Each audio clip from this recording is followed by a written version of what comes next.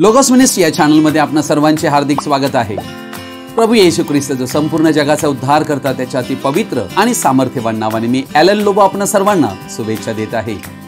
हे channel subscribe करणाऱ्या सर्वांचे मी हृदयपूर्वक आभारी आहे। आजचा हा संदेश जर तुम्ही पहिल्यांदाच पाहत असाल व जर तो तुम्हाला आवडला तर कृपया तुम्ही लाईक करावा व इतरांबरोबर तुम्ही शेअर करावा व भविष्यात येणारे नवीन संदेश तुम्हाला कायम मिळण्यासाठी तुम्ही बेल रिंग प्रेस करावी। Thank you and God bless you.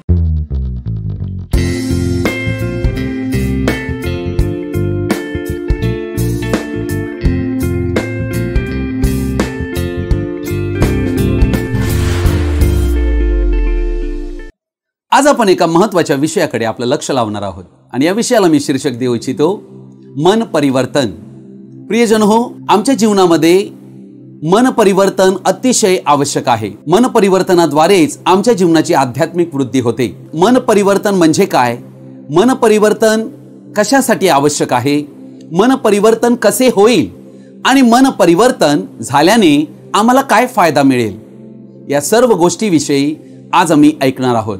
म्हणून तुम्हा सर्वांना मी विनंती करीन की तुम्ही हा संदेश आवर्जून शेवटपर्यंत पाहावा। Thank you and God bless you. Efficiency पत्र याचा 4था अध्याय आणि याचं वचन 22 पासून मी वाचत आहे। ते असे की तुमच्या पूर्वीच्या आचरणासंबंधी जो जुना मनुष्य त्याचा तुम्ही त्याग करावा, तो कपटाच्या वासनांनी युक्त असून त्याचा नाश होत आहे आणि तुम्ही आपल्या मनोवृत्तीत नवे केले जावे आणि सत्यापासून निर्माण होणारे नीतिमत्व व पवित्रता यांनी युक्त असा देवसदृश्य निर्माण केलेला नवा मनुष्य धारण करावा। प्रभू या वाचलेल्या पवित्र वचनावर आपला आशीर्वाद देव आणि या वचनाद्वारे आम्हा सर्वांनाही आशीर्वादित करो। आमेन। जेव्हा आम्ही एक नवीन सृष्टी बनतो, नवीन उत्पत्ती बनतो, तेव्हा आमचे जुने पण निघून जाते आणि त्यावेळेला आमच्या मनाची वृत्ती पालटते। अर्थात देवाची इच्छा ही आहे की आम्ही ख्रिस्ताची चित्तवृत्ती धारण करावी। ख्रिस्त जसा विचार करीतो तसे आमचे व्हावे। खरे पाहता आमच्या मनाच्या बदलाला सुरुवात खऱ्या पश्चातापाने होते। जेव्हा आम्ही पापांपासून मन फिरवून देवाकडे पश्चातापी अंतःकरणाने येतो, प्रभू येशू ख्रिस्ताच्या नावाने आम्ही बाप्तिस्मा घेतो, तेव्हाच येशूच्या रक्ताने आमचे पापमोचन होते, आमची पापे पुसली जातात। अर्थात या ठिकाणी आम्ही पाहतो की खरा पश्चाताप हा देवापासूनच आम्हा मनुष्यांना प्राप्त होत असतो। खरा पश्चाताप हे देवापासून आम्हाला मिळालेले एक दान आहे। आम्ही मनुष्य स्वतःहून खरा पश्चाताप करू शकत नाही, हे एकदम परम सत्य आहे। म्हणूनच खरा पश्चाताप म्हणजे पापाला पाठ फिरविणे होय आणि येथेच आमच्या जीवनातील मन परिवर्तनाला एक सुरुवात होते। अर्थात मन परिवर्तन ही एक प्रक्रिया आहे। कोणाही मनुष्याचे मन परिवर्तन एका रात्रीत घडत नसते। मन परिवर्तनासाठी कोणतेही शॉर्टकट्स नाहीयेत।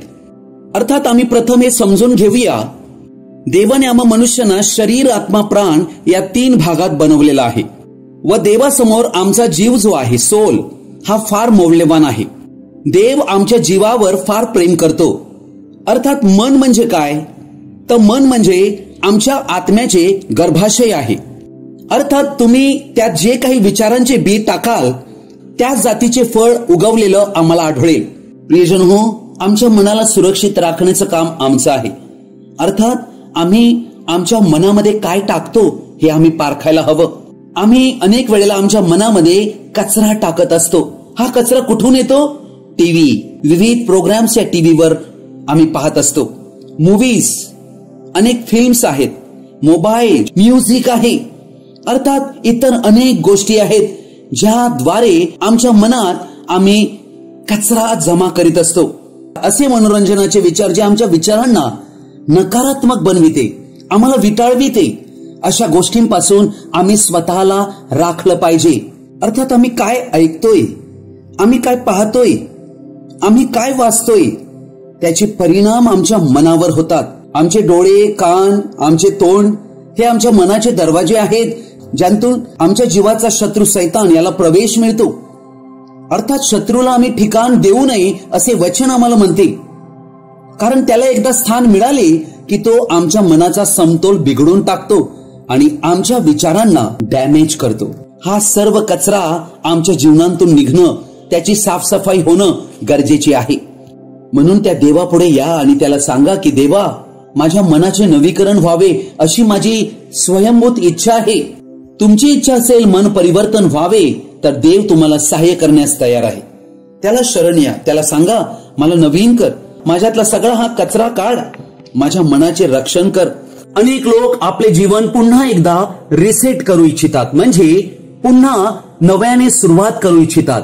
मन परिवर्तनामध्ये सर्वात महत्वाची गोष्ट ही आहे की आम्ही आमच्या स्वतःला कसे पाहत आहोत, आमच्या समस्यांकडे आम्ही कसे पाहत आहोत, आणि सर्वात महत्वाची गोष्ट आम्ही देवाला कसे पाहत आहोत. मनाची वेगवेगळी प्रवृत्ती असते आणि वेगवेगळ्या प्रकारे परिस्थितीनुरूप मन बदलत असते. अर्थात मानवी मन हे सैतानाची युद्धभूमी असल्या कारणाने सैतान कायम संशय, अविश्वास, लबाडी पेरत असतो. मन परिवर्तनाच्या द्वारे आमच्या आध्यात्मिक जीवनामध्ये प्रगती होत असते, आमची आध्यात्मिक वाढ होत असते आणि शत्रू सैतानाशी आम्हाला होकारात्मक संघर्ष आणि लढाई करून विजय प्राप्त करता येतो. प्रियजन हो, बायबल या गोष्टीवर जोर देते की आमच्या मनाचे नवीकरण व्हायला हवे. अर्थात मन परिवर्तनाची गरज का आहे? ज्या वेळेला आम्ही आमच्या ख्रिस्ती जीवनाला सुरुवात करीतो, आम्ही चर्चला नित्य जाऊ लागतो, परंतु आम्हाला ही गोष्ट आढळते की अजून आमच्यामध्ये पुष्कळ वाईट सवयी, रागीटपणा, सूड घेण्याचे विचार अजून येत आहेत. आणि या सर्व गोष्टीमुळे आमच्या अंतःकरणामध्ये एक संघर्ष चालू असतो. दुर्दैवाने अनेक देवाच्या लेकरांची समस्या ही आहे की आम्ही चुकीचे विचार करीत असतो. पापी विचार आम्हाला सतावत असतात, परंतु त्या विचारांना आमच्या मनात घरटे करू देऊ नये, अन्यथा ते अंडी उभवितील. आमच्यातील पुष्कळ जणांना भयंकर समस्या भेडसावत असतात, वाईट विचार येत असतात. का बरे? कारण भूतकाळात आम्ही आमची मने जगाप्रमाणे विचार आणि कृती करण्यात घालविलेली आहे. अर्थात कैक वेळेला कैक लोक खोटे बोलण्याची सवय असते, अयोग्य प्रकारे ते इतरांना वागवीत असतात आणि कैक वेळेला मुखांतून शिव्या देणे, इतरांना टाकून बोलणे, अशा प्रकारे विविध प्रकारच्या संघर्षांतून प्रत्येक ख्रिस्ती व्यक्तीला जावे लागते. अर्थात मनामध्ये फार गोंधळ आणि लढाई चालू असते. अर्थात आम्हाला ही गोष्ट आढळते की मनुष्याने बाप्तिस्मा घेतलेला आहे आणि तो चर्चला येऊ लागलेला आहे, परंतु त्याच्या जीवनात जुन्या प्रकारची विचारसरणी अजून गेलेली नाही. अर्थात अनेक जण विविध प्रकारच्या मोहांना सामोरे जात असतात आणि वासनेचा खेळ मनामध्ये चालू असतो, एक संघर्ष होत असतो. कारण वचन म्हणते देह आत्म्याविरुद्ध इच्छा करीतो आणि आत्मा देहाच्या विरुद्ध इच्छा करीतो. हे परस्परा विरुद्ध आहेत, यासाठी की जे काही तुम्ही इच्छिता ते तुम्ही करू नये. रोमकरस पत्र याचा 6वा अध्याय आणि याचं वचन मी 12 पासून वाचत आहे. म्हणून तुम्ही आपल्या शरीर वासनांच्या अधीन न व्हावे म्हणून पापाने तुमच्या मर्त्य शरीरात राज्य करू नये, आणि तुम्ही आपले अवयव अनितीची साधने होण्याकरिता पापाला समर्पण करीत राहू नका, तर मेलेल्यांतून जिवंत झालेले असे स्वतःच देवाला समर्पण करा आणि आपले अवयव नीतीची साधने होण्याकरिता देवाला समर्पण करा. तुम्ही नियमशास्त्राधीन नाही तर कृपेच्या अधीन आहात, म्हणून पाप तुमच्यावर सत्ता चालविणार नाही. ज्या वेळेला आम्ही ख्रिस्ताकडे येऊन त्याचा स्वीकार करीतो आणि आमच्या ख्रिस्ती जीवनाची एक नवीन सुरुवात होते, तेव्हा आमच्या जीवनाची सुरुवात कशा प्रकारे व्हावी, आम्ही कोणत्या प्रकारची वृत्ती बाळगावी, याविषयी हे पवित्र वचन आम्हाला शिकवित आहे. ज्या वेळेला आम्ही या जगात जन्माला आलो तेव्हा एक लहान बाळक म्हणून आमच्याकडे विचार करण्याची कुवत नव्हती, परंतु जसे आम्ही या जगात वाढत गेलो तसा आमचा स्वभाव विकसित होत गेला. परंतु आमच्यामध्ये आदमापासून आलेला वाईट स्वभाव आम्हाला आढळतो, हा जगात सर्व मानवांमध्ये आढळतो. आणि या कारणाने आम्हाला ही गोष्ट आढळते की मनुष्यामध्ये काही पापांची प्रवृत्ती, सवय जडलेली असते. कारण आमच्या आतून म्हणजे माणसांच्या अंतःकरणातून दुष्ट विचार बाहेर निघतात. जार कर्मे, चोऱ्या, खून, व्यभिचार, लोभ, दुष्टाई, कपट, कामातुरपणा, दुष्ट दृष्टी, शिवीगाळ, गर्व, मूर्खपणा, स्वार्थाने जगणे, अहंकार बाळगणे, अहंकाराच्या सर्व गोष्टी करणे, स्वतःच्याच विचारामध्ये स्वकेंद्रित जीवन जगणे, किंवा कोणाच्या यशाबद्दल, उन्नतीबद्दल आमच्या मनामध्ये द्वेष बुद्धी निर्माण होणे, इतरांना त्रास देणे, जखमा पोहोचविणे, कारण पापमय विचार, कडवटपणा, द्वेष, अनेक प्रकारचे वाईटपण विविध स्वरूपात आमच्यामध्ये आम्हाला आढळते. अर्थात आमच्यामध्ये एवढी काही भ्रष्टता आढळते. खोटे बोलणे, मूर्तीपूजा, चेटके, वैर, मत्सर, राग, तट, तंटे, हेवा, खून, दारूबाजी, विलास, या सर्व वाईट गोष्टी आतून निघतात आणि माणसाला विटाळवितात. आम्हाला देवाची आज्ञा आहे की आम्ही आमच्या जुन्या मनुष्याची पापमय सवयी बाजूला सारावी आणि ख्रिस्ताचे मन प्राप्त करावे, त्याची चित्तवृत्ती धारण करावी. देवाचे सर्वात मोठे ध्येय आमच्याविषयी हे आहे की आम्ही ख्रिस्ताच्या चारित्र्यासारखे बनावे, अर्थात ख्रिस्ताचे मन आम्हाला प्राप्त व्हावे. म्हणून देव आमच्यामध्ये सातत्याने कार्य करीत आहे. परंतु जेव्हा आम्ही एक निष्काळजी, दुर्लक्षित ख्रिस्ती बनतो, आम्ही मनाच्या नवीकरणाकडे लक्ष देत नाही. परंतु जेव्हा आमच्या जीवनात विपरीत परिस्थिती उद्भवते तेव्हा आम्हाला काही कळत नाही, काय करावे, तेव्हा आम्ही देवाच्या शोधाला लागतो. अर्थात अनेक ख्रिस्ती फक्त संकट आले, समस्या उद्भवल्या की देवाकडे वळतात आणि जेव्हा जीवन पुन्हा सुरळीत चालू होते तेव्हा प्रभू बरोबर चालणे ते विसरतात. पुन्हा संकटे आणि समस्या येईपर्यंत ते देवाकडे वळत नसतात. असे व्यक्ती आध्यात्मिक जीवनात कधीच वाढू शकत नाहीत. आम्हावर संकट, समस्या येवोत अगर ना येवोत, आम्ही अशी सवय आमच्या स्वतःला लावायला हवी की देवाची वचनं वाचणे आणि दररोज वेळ काढून देवाला प्राधान्य देऊन आम्ही त्याच्या सानिध्यात प्रार्थनेत वेळ घालविणे अतिशय महत्वाचं आहे. डॉक्टर म्हणतात तुम्ही जे खाता त्यातून तुम्ही बनता. बायबल म्हणते आम्ही जे विचार करतो तेच आम्ही बनतो. कारण नीतिसूत्र याचं 23 अध्याय 7 वचन म्हणते तो आपल्या अंतर्यामी जसा विचार करीत असतो तसाच तो आहे. अर्थात सत्य हे आहे की आम्ही जे विचार करीत असतो तेच विश्वास करीत असतो आणि आम्ही जे विश्वास करीत असतो तेच आम्ही बनतो. जीवनाच्या काही नकारात्मक गोष्टींचा अनुभव घेतल्यामुळे किंवा कोणा व्यक्तींच्या मतामुळे आमच्या मनामध्ये नकारात्मक गोष्टी फिरत असतात. कदाचित कोणी तुम्हाला सांगितले असेल की तुम्ही काही कामाचे नाहीत. अर्थात ते खरं नाहीये. तुम्ही जर त्यावर विश्वास करीत असाल तर ते मग खरं आहे व त्याचा विपरीत परिणाम आपल्यावर होऊ देऊ नका. कारण कोणीतरी काय म्हणतोय तेच आम्ही पकडून बसतो व आम्हीही तसा विचार करू लागतो की मी तसाच आहे. कोणी व्यक्ती आमच्याविषयी काय विचार करीतो यावरून आमची वास्तविकता ठरत नाही. कारण कोणाची मते ही वास्तविकता नसतात. म्हणून प्रियजन हो, कोणाच्या म्हणण्यावरून चिंता करीत बसू नका. ते काय विचार करतात ते तुम्ही थांबवा. कोणा व्यक्तीच्या विचाराने तुमची नियती ठरणार नाही. म्हणून सत्य, हकीकत व कोणाची मते यामध्ये फरक आहे हे समजून घ्या. कोणाचीही मते ही सत्यच असतील असे नाही, कारण ती तुमची वास्तविकता नाहीये. म्हणून कोणी आपल्याविषयी काही विचार करीत असेल तर त्याचा पुन्हा पुन्हा विचार करीत बसू नका. फक्त एक व्यक्ती आहे ज्याचा तुम्हाला विचार करणे गरजेचे आहे, कारण त्याला तुमची काळजी आहे व तो सर्व समर्थ आणि जिवंत देव आहे, जो तुम्हाला व्यक्तिशः ओळखतो. तुम्ही नक्की कोण व कसे आहात हे पूर्णतः जाणतो. त्यालाच तुमची कुवत माहित आहे. त्याला तुमच्या हृदयातील सर्व गोष्टी माहित आहेत. म्हणून कोणाची मते घेणे व त्यावर फार विचार करणे थांबवा. देव माझ्याविषयी काय म्हणतो ते विश्वास करायचा आहे. ते करण्यासाठी सर्वप्रथम आमच्या मनाचे नवीकरण होणे आवश्यक आहे. ज्या पद्धतीने तुम्ही विचार करीत होता ते प्रथम बदला. स्वतःकडे पाहण्याचा तुमचा दृष्टिकोन बदला. काय तुम्ही विश्वास करीता की तुम्ही त्या सर्वोच्च, सर्व समर्थ देवाचे पुत्र व कन्या आहात? जेव्हा तुम्ही हा विश्वास करीता, हा विचार आम्ही केला पाहिजे. हा विचार सर्वजण करीत नाही. ते अनेकांच्या मतांवर आधारित जीवन जगत आहेत. प्रियजन हो, उत्पत्ती 1:26-27 नुसार आम्ही देवाच्या प्रतिरूपात घडले गेलेलो आहोत. नर व नारी असे देवाने आम्हाला घडविले. अर्थात आम्ही या जगात अपघातजनक जन्माला आलेलो नाहीत. देवाने तुम्हाला आणि आम्हाला निर्माण केले. देवाने तुम्हाला खास रचले आहे.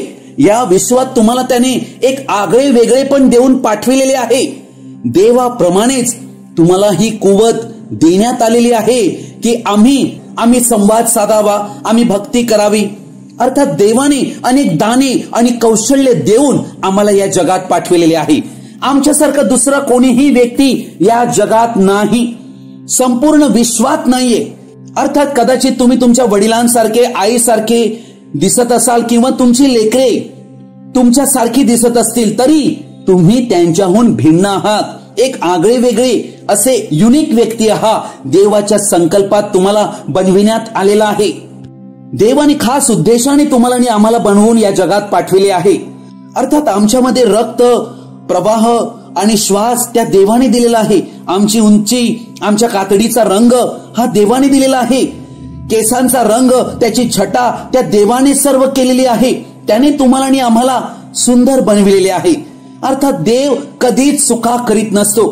तुमच्या स्वतःविषयीचे खरे प्रकटीकरण तुम्हाला त्या देवाशी जोडल्यानंतर प्राप्त होते. तेव्हाच तुम्ही स्वतःला देवाच्या दृष्टिकोनातून पाहू लागता. असे मन परिवर्तन होणे आवश्यक आहे व ते परिवर्तन येण्यासाठी आमची विचार करण्याची पद्धत पूर्णतः बदलावी. यासाठी की जसा देव विचार करीतो तसेच आम्ही विचार करायला लागावे, अशा प्रकारे आमची मने बदलावीत. परंतु एक खरे व यशस्वी ख्रिस्ती जीवन जगण्यासाठी आम्हाला प्रभू येशू ख्रिस्ताला अनुसरणे गरजेचे आहे. त्याच्या शिक्षणाचे पालन करणे गरजेचे आहे. देवाच्या वचनाचं वाचन करून सत्याचं ज्ञान प्राप्त करून सत्यामध्ये वाढणं फार आवश्यक आहे. प्रियजन हो, आमच्या मनाचे नवीकरण करण्याचं कार्य हे पवित्र आत्मा करीत असतो. अर्थात आम्ही आमच्या स्वतःचं परिवर्तन करू शकत नाही. हे परिवर्तन देवाकडून आमच्या जीवनामध्ये घडत असते, कारण त्या देवाच्या सहाय्याशिवाय आम्ही काहीही करू शकत नाही.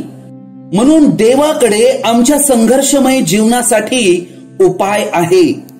तो उपाय त्याने रोमकरास पत्राचा 12वा अध्याय 1 आणि 2 वचनात दिलेला आहे. आमच्या मनाच्या नवीकरणाचे काम पूर्णतः देवाचे आहे. जेव्हा आम्ही आमचा भाग बजावितो तेव्हा देव आमच्यामध्ये मनाचे नवीकरण करण्याचे कार्य पूर्णतेस नेतो. केवळ आम्ही बाहेरून साफ होऊन चालत नाही, तर आतून पूर्णतः नवीकरणाची आवश्यकता आहे. रोमकरस पत्र याचा 12वा अध्याय 1 आणि 2 वचन मी वाचत आहे. म्हणून बंधुजन हो, मी देवाच्या करुणेमुळे तुम्हाला विनवितो की तुम्ही आपली शरीरे जिवंत, पवित्र व देवाला ग्रहणीय यज्ञ म्हणून समर्पित करावी. ही तुमची आध्यात्मिक सेवा आहे. देवाची उत्तम, ग्रहणीय व परिपूर्ण इच्छा काय आहे हे तुम्ही समजून घ्यावे. म्हणून या युगाबरोबर समरूप होऊ नका, तर आपल्या मनाच्या नवीकरणाने स्वतःचे रूपांतर होऊ द्या. संत पॉल या ठिकाणी आम्हाला विनवित आहे. का विनवित आहे? कारण देवाने आमच्या जीवनामध्ये शुभवर्तमानाचं सत्य पाठवून आम्हावर अद्भुत कृपा आणि दया केली. आमची लायकी नव्हती, पण आम्ही पापी असताना आम्हाला त्याने स्वतःचं नीतिमत्व दिलं. आमची पाप मोचन केले, आम्हाला अनंत जीवन दिले. तर या सर्व कृतीबद्दल आम्ही त्या देवाला काय प्रतिक्रिया द्यायला हवी? सर्वप्रथम संत पॉल हीच गोष्ट आम्हाला सांगत आहे की आम्ही आमचे शरीरे देवाला रोज जिवंत यज्ञ म्हणून दिला पाहिजे. असे वचन आम्ही या 12 अध्यायातल्या पहिल्या वचनात पाहतो. देवाला आमचे शरीर हवं आहे. जुन्या करारात होम बली करीत असत, तसेच आम्ही आमचे शरीरे देवाला सादर करून द्यावी. देवाला म्हणावे, हे प्रभू येशू, हे माझे डोळे, ही माझी जीभ, माझे हात, माझे पाय, माझे कान, माझी शारीरिक इच्छा मी येथे वेदीवर रचत आहे. दुसरी गोष्ट, देवाला आमचे मन आम्ही दिले पाहिजे आमच्या मनाच्या नवीकरणासाठी. दुसरे वचन हेच आम्हाला शिकवत आहे. ही गोष्ट जेव्हा होते तेव्हा आम्ही आमची मने देवाच्या वचनांनी भरतो. अर्थात परिवर्तनाची सुरुवात जी आहे ही पवित्र शास्त्राचे वाचन आम्ही करण्याद्वारे सुरुवात होते. तिमोथेला दुसरे पत्र याचा 3रा अध्याय आणि याचं वचन 16 आणि 17 मी आपणा पुढे वाचत आहे. बायबल तुम्हाला आणि आम्हाला का देण्यात आलेला आहे याचं कारण या पवित्र शास्त्रात बायबलमध्ये लिहिलेलं आहे. प्रत्येक परमेश्वर प्रेरित शास्त्रलेख सद्बोध, दोष दाखविणे, सुधारणूक, नीती शिक्षण याकरिता उपयोगी आहे, यासाठी की देवाचा भक्त पूर्ण होऊन प्रत्येक चांगल्या कामासाठी सज्ज व्हावा. प्रियजन हो, हे बायबल तुम्हाला आणि आम्हाला यासाठी दिलेला आहे की तुम्ही आणि आम्ही पवित्र शास्त्रांतून सद्बोध मिळावा, आम्हाला आमचे दोष दाखविण्यात यावे, आमची सुधारणूक व्हावी, आम्हाला नीती शिक्षण बोध मिळावा, याकरिता हे बायबल देण्यात आलेलं आहे. म्हणून याचं नित्य वाचन करणे आमची जबाबदारी आहे. हे जर आम्ही करू तर देवाचं वचन म्हणते, देवाचा भक्त पूर्ण होऊन प्रत्येक चांगल्या कामासाठी सिद्ध होईल. बायबलमध्ये आम्हाला देवाची विचार करण्याची पद्धत आढळते. जर आम्हाला देवाची विचार करण्याची पद्धत जाणायची असेल तर आम्हाला बायबल वाचणे गरजेचे आहे. देव पैशाविषयी काय म्हणतोय, देव व्यभिचाराविषयी काय म्हणतोय, चोरीविषयी, दुसऱ्यांना लुबाडण्याविषयी काय म्हणतोय, द्वेषाविषयी, स्वार्थाविषयी, अहंकाराविषयी, लोभाविषयी तो काय म्हणतोय, हे जेव्हा आम्ही पवित्र शास्त्र वाचू तेव्हा त्याचे सत्य आम्हाला समजेल, देवाचा विचार आम्हाला कळेल. म्हणूनच तुम्हाला आणि आम्हाला देवाच्या वचनाचे नित्य नियमाने रोज सातत्याने वेळ काढून आणि पहिलं प्राधान्य त्या देवाच्या वचनाला देऊन आम्ही ते वाचणे गरजेचे आहे. अर्थात आमच्या मन परिवर्तनाचे काम हे पवित्र आत्म्याचे आहे. तो आमच्यात राहण्यास येतो व आमचे देवाबरोबर नाते जोडतो व आम्हाला तो चालवू लागतो. तो प्रथम आम्हाला देवाच्या वचनांकडे वळवितो. प्रियजन हो, ही गोष्ट तुम्ही समजणे फार आवश्यक आहे की बायबल हे देवाने दिलेले एक सर्वोत्कृष्ट प्रेमपत्र असे पुस्तक आहे. ते पवित्र आत्म्याच्या प्रेरणेने लिहिण्यात आलेले आहे व पवित्र आत्मा स्वतः बायबलच्या प्रत्येक वचनांचा लेखक आहे. म्हणून पवित्र आत्मा जो लेखक, त्याच्या सहाय्याशिवाय आम्ही बायबल व त्यांतील एकही वचन समजू शकत नाही. कारण 2 पेत्र पहिला अध्याय याच्या 20व्या वचनात पवित्र शास्त्र शिकविते की कोणत्याही भविष्यवादाचा स्वतःच्या कल्पनेने मनुष्यांना उलगडा होत नाही. म्हणून या जगात आम्हाला आढळते की पवित्र आत्म्याविना बायबल वाचूनही त्याचा काहीही होकारात्मक परिणाम मनुष्यांच्या जीवनावर झालेला दिसत नाही. आता तुमच्या आणि माझ्या मनाच्या परिवर्तनासाठी आम्ही देवाची वचने कायम वाचली पाहिजेत. ती वाचत असताना त्यावर देवाच्या सहाय्याने समज मागितली पाहिजे. त्यावर येणारे प्रश्न त्वरित देवाला आम्ही कळवायला हवेत व देवाला आम्ही सांगायला हवे की हे प्रभू, हे तुझे अति पवित्र शब्द आहेत व मला त्याची समज नाही, मला तूच समजावून दे, मला सत्याचा उलगडा दे.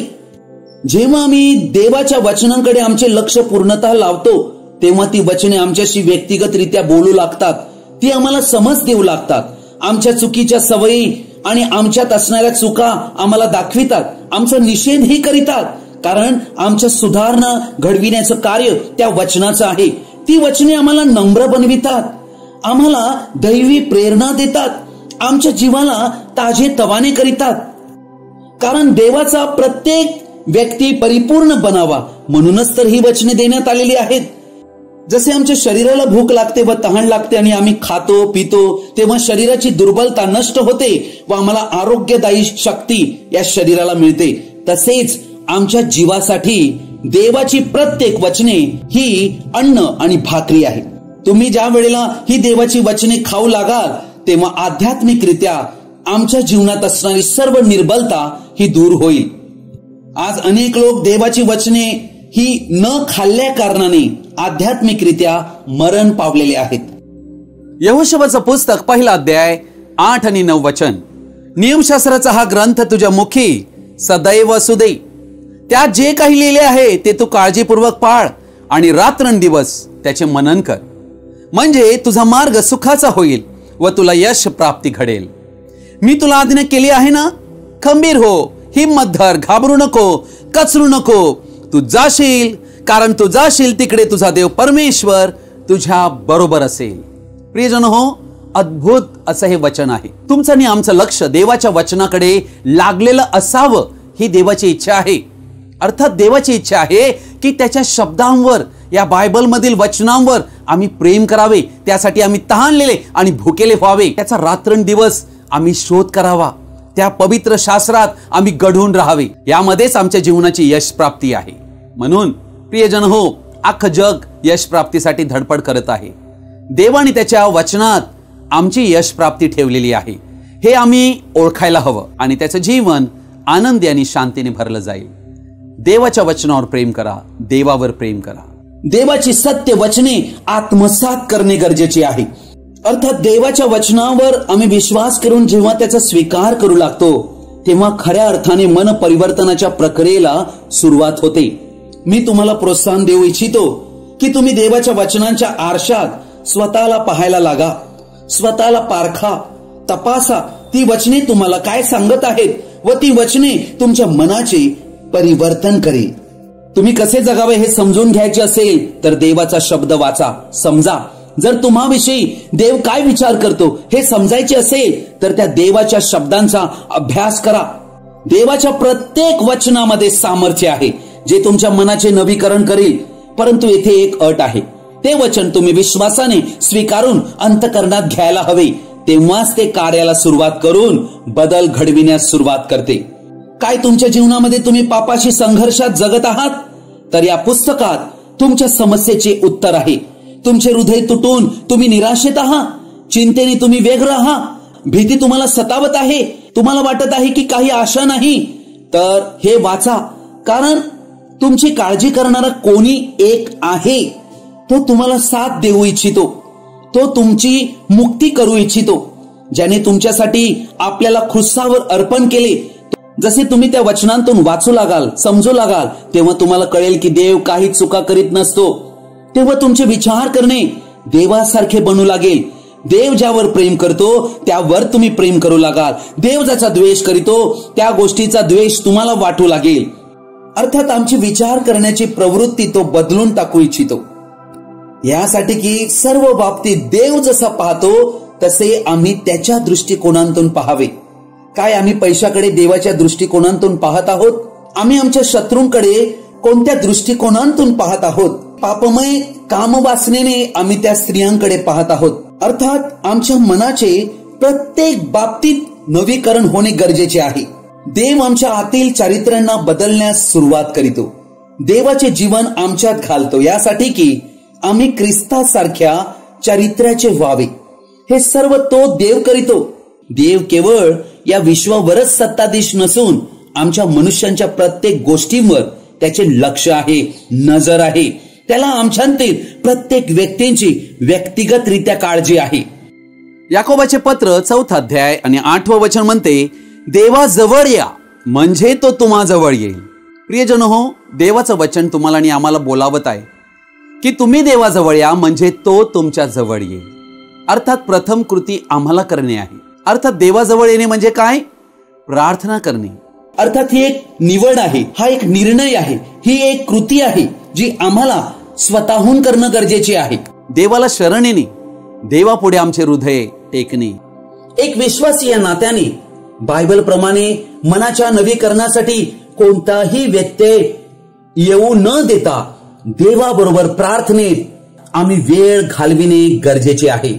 आम्ही प्रार्थना करावी, कारण देवाच्या प्रत्येक लेकरांचे प्रार्थनामय जीवन दर्शविते की त्यांची देवाशी बांधिलकी कशी आहे. कारण प्रार्थना ही एकतर्फी संवाद नाहीये, तर दुतर्फी संवाद आहे.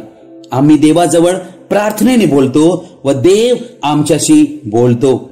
आम्ही प्रार्थनेत स्वतःला व्यस्त करीतो, यासाठी की देवाने बोलावे व आमच्यासाठी दारे उघडावीत. आध्यात्मिक अयम खूप विस्तृत आहे, ज्याची आम्ही कल्पना करू शकत नाही. प्रार्थनेमध्ये देवाला तुमच्या जीवनातल्या प्रत्येक परिस्थितीत बोलवा, त्याचे ऐका, तो काय म्हणतो ते स्वीकारा आणि कृतीत आणा. मग आमच्या मनाचे परिवर्तन कसे होऊ शकते? म्हणून तुम्हाला आणि आम्हाला आमच्या जीवनातील प्रत्येक गोष्ट जी काही घडत आहे ती आम्ही देवापुढे आणणं फार गरजेचे आहे. देवापुढे कबुली देऊन देवाचं सहाय्य मागणं अतिशय आवश्यक आहे. इब्री लोकास पत्र याचा 11 अध्याय 6 वचन म्हणते, आणि विश्वास वाचून त्याला संतोषविणे अशक्य आहे.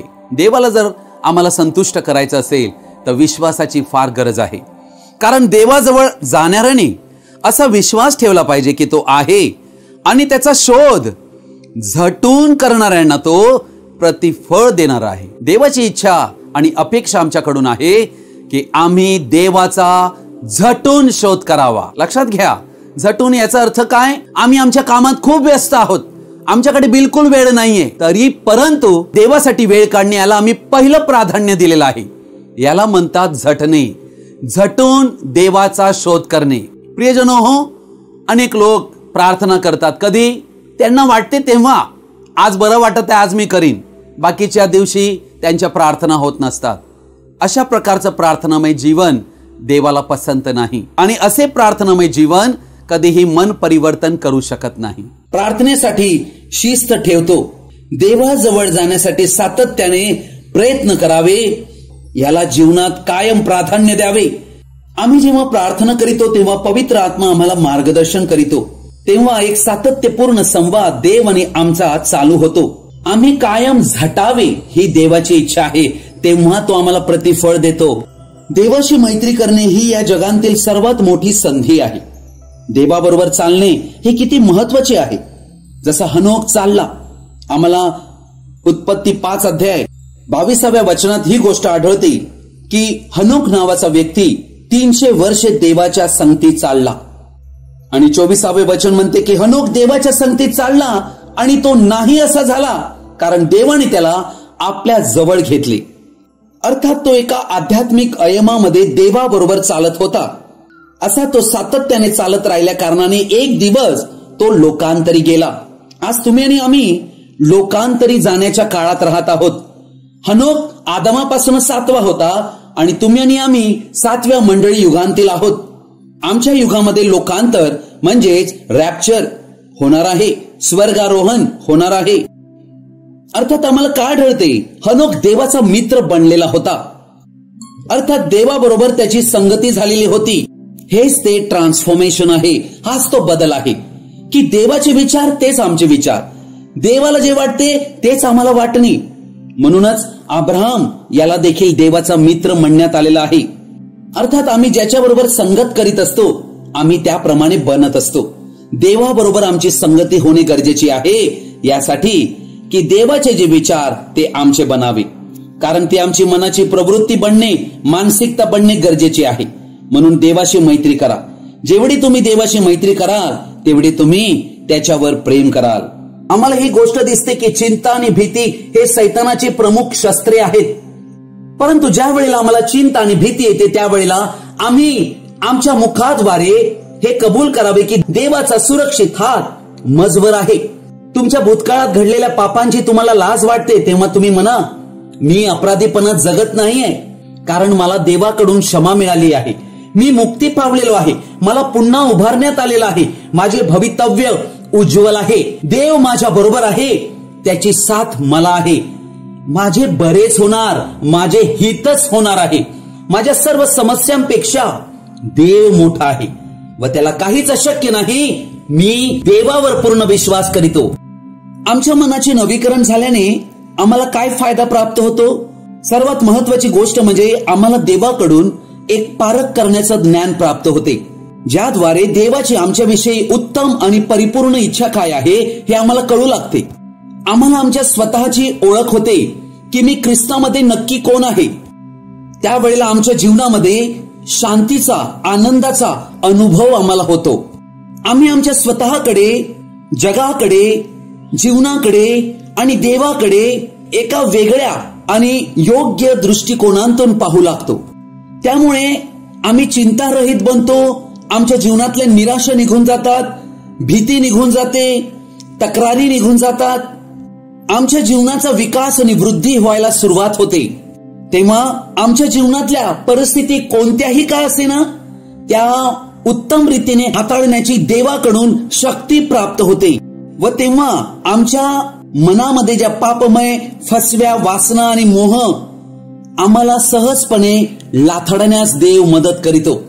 तुमचे मनाचे नवीकरण हे तुमचे संपूर्ण जीवनच बदलून टाकेल.